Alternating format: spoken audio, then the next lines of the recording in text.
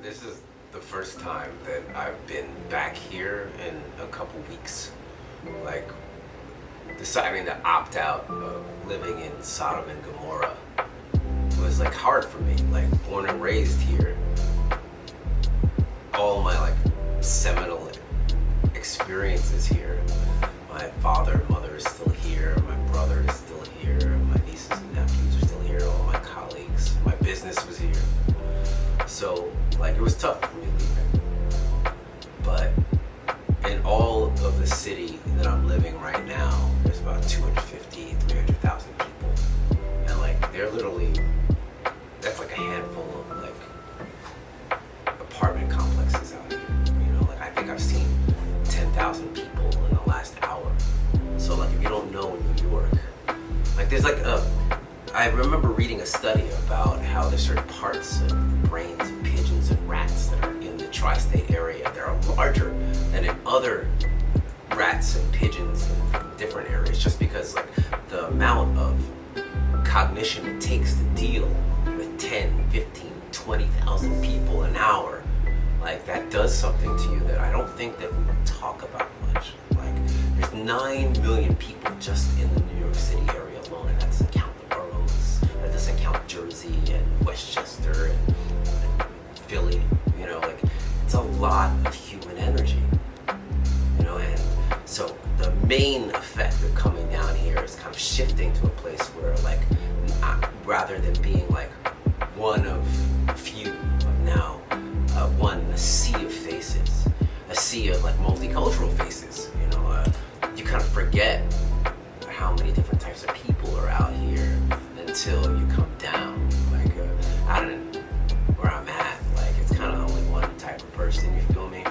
And like, I'm kind of one of a few. And here, like, you know, the Caribbeans, I see a lot of people, a lot of faces and accents that I love to recognize. So, like, I did come down there. The first thing I did, I got out of LaGuardia, I drove right to Jackson Heights. I had some pollo, I had some chicharron, right? Like, cause you can't get that anywhere besides. And so, like, I dug that. And then, like, another thing that was really poignant to me is the fact that, so like, Jackson Heights is a total like South American enclave, right? So like, nothing with South Americans. It's like it's a prostitution capital of the area. So they're like guys whispering chicas, chicas, chicas as you walk past. It's trippy. It's a trippy place, right? And at the same time, right, there'll be a bus that'll open up on Roosevelt Avenue, and a bunch of like well-heeled, affluent Argentinians will come out and just like look at the people that they avoid when they're in their own country. So like, classism everywhere. That's the thing about this town. Like, you see all the levels. You don't have to wonder about it. Like, you know, and you have to be really like centered in who you are and grateful for what you have, right? Because no matter how beautiful your girlfriend is, someone's gonna walk by with someone that looks better. You know, no matter how expensive your suit is, someone's gonna walk by with a better looking suit. You know, so like, it's a challenge, a materialism challenge of self-grounding, you know, right? But like, I'm built for it. I love this town.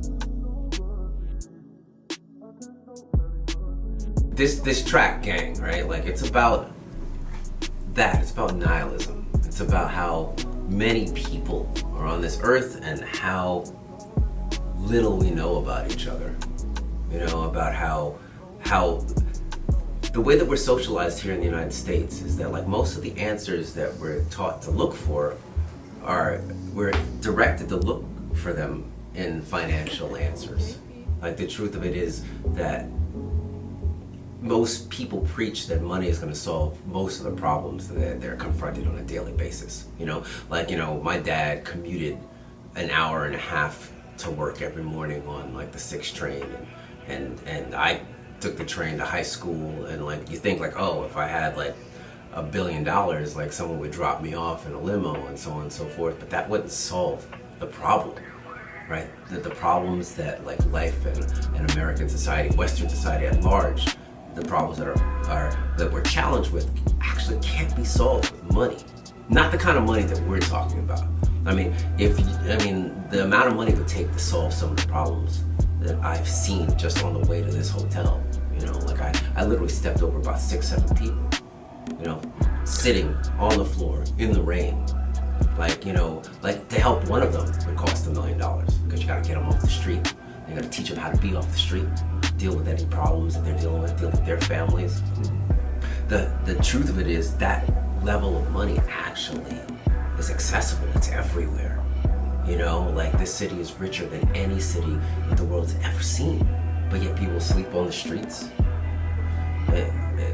The song is about understanding that money is not the answer, right? And so it doesn't really, like it, and that's why I wrote it. Like I put it together like in a moment of like, you know, like when you come up, no one explains to you how to do so in a way that kind of solves the issues that, you know, your soul presents. You know, like, I mean, before I couldn't help somebody. Like now I can, and when I decide not to, I gotta live with that. And that might be okay with most people. And it kind of haunts me, you know. So the song actually doesn't present an answer, because like that answer is really why we're here, to figure out what our purpose is, how we're supposed to help, if we're supposed to help at all. You know, we're human beings, so selfishness comes naturally to us, but how much? How much is humane? How much is inhumane? Like that's what the song asks. That's what I don't have an answer for. All right, why is it so hard to help people? On the one hand, the idea that you think that you can help someone is an egoic understanding anyway. Like, unless you're qualified to do so, most people aren't.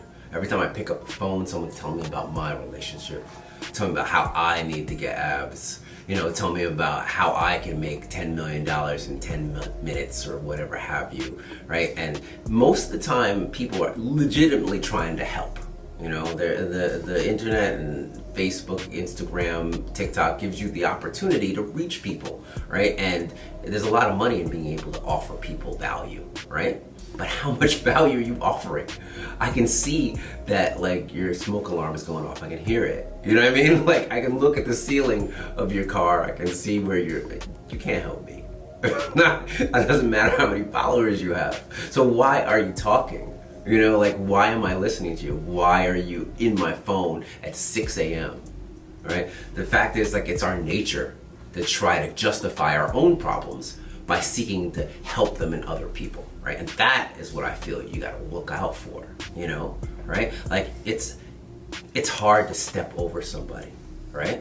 Right? But, like, you're gonna fight him when he gets insulted by something random, right? Like, I always extend like what little paper I have to anyone that it seems to be in need. It's not humane to ignore the cries of need of people around you. But I think that the best way to do that is to set an example.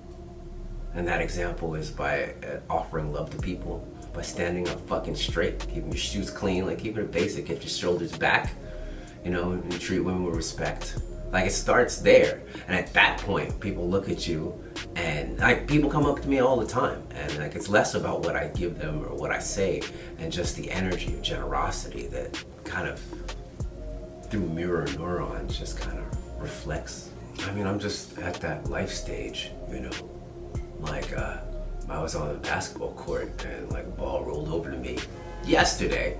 I threw it back to dude, and dude says, "Thanks, OG." And that's my first OG. Like I've heard Unk, but now if you're an OG, right? There's a lot of responsibility with being OG. You know what I mean? So, and like I'm not your average OG. You know what I'm saying? So, like more than anything, like if I'm going to be out here like creating art that doesn't affect people, like then I'm wasting time. It's an affront to God as far as I'm concerned, right? And like there's karmic. I mean, there's enough trash out there. You know what I mean? Like, there's enough trash out there. Like, we don't need any more. And the funny thing about, like, trash or, like, art with no grounding or you know, first of all, they're just Skittles. It's just sugar and chemicals, right? You know, and, like, it tastes good, but, like, it's gonna kill you soon, right? And the truth of it is that AI is gonna do that for you anyway. So if all you can do is offer people very low value entertainment, you're gonna be out of a job anyway, right? So what inspired me is like, in general, like this calling to like, give something, you know, give people steak, give people lobster when it comes to art, you know what I mean? Like that's what gives me joy, you know. All right, and like if like there are moments where I've lost purpose in life, right? Like, and then I've been depressed or like I'm not sure like what I should do next, and those are the moments where it's clear to me that I wasn't doing what I was supposed to be doing, right? And when that song came to me, and when I recorded that song and I hooked up with AOFX and got the animation done, like it feels right. You know when you're doing God's work, you know when you're doing your work, right? The real challenge is to do nothing else, right? Like I like the word decide comes from the Latin desire, I believe, which means to cut, right? And so the idea is when you make a decision, you're cutting off possibility to do anything else. Like I'm going to go to the gym today, right? That decision means that I'm cutting off the possibility that I don't go. So the world's on fire, you know, like, you know, as we speak, like there's 4 Ukrainian children that are dying. As we speak, like there's a ceasefire happening in the Middle East, but like people are trekking back trying to find homes that may not exist. Like regardless of what side you are on that conflict, the truth is that we have to accept the fact that the human experience is about having ops. You know, Hatfields and McCoys, like there are things that oppose you that you feel compelled to defeat, you know. Most of those things are within, you know, like whatever compels people to kill each other, right? Just based on who they are, where they sit, where they stand. It's natural. It's natural for me to look at you and not necessarily like everything that's about you, all right? But the key is the understanding that what you don't like is what's in yourself.